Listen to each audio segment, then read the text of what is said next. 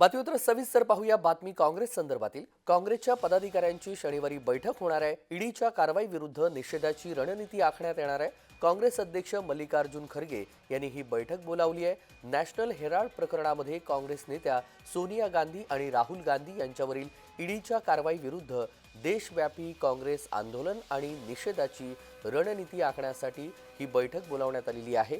काँग्रेस अध्यक्ष मल्लिकार्जुन खरगे यांनी शनिवारी दिल्लीतील इंदिरा गांधी भवन येथे पक्षाच्या देशातील पदाधिकाऱ्यांची बैठक बोलावली आहे। आणि या सगळ्या संदर्भात सविस्तर तपशील आपण जाणून घेऊया। चेतन किर्दत आपले प्रतिनिधी जोडले गेलेले आहेत। चेतन, काँग्रेसच्या पदाधिकाऱ्यांची शनिवारी बैठक बोलावण्यात आलेली आहे। अर्थातच नॅशनल हेराल्ड प्रकरणी ही बैठक आहे। सविस्तर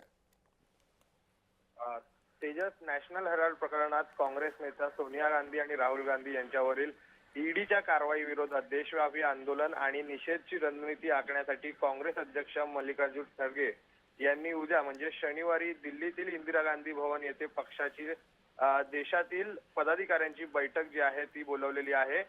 खरगे यांनी गुरुवारी देखील या मुद्द्यावर पक्षाचे महासचिव के.सी. वेणुगोपाल व इतर नेत्यांची चर्चा जी आहे ती केली होती।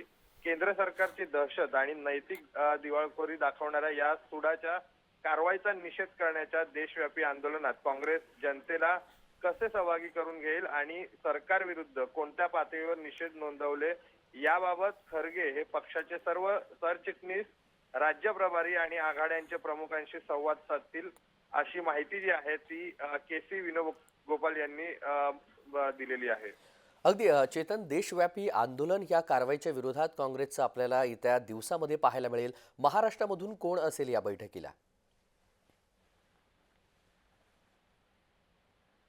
चेतन, तेजस, पाहायचं झालं तर महाराष्ट्रामधून काँग्रेसचे जे आघाड्या आहेत, युवकचे असेल यांचे प्रमुख जे आहेत ते देखील या बैठकीला असतील। त्यासोबत राज्य प्रभारी जे आहेत ते देखील असणार आहे आणि फादर बॉडी जी आहे काँग्रेसची याचे सरचिटणीस जे आहेत ते देखील या बैठकीला उपस्थित राहणार असल्याची माहिती मिळते।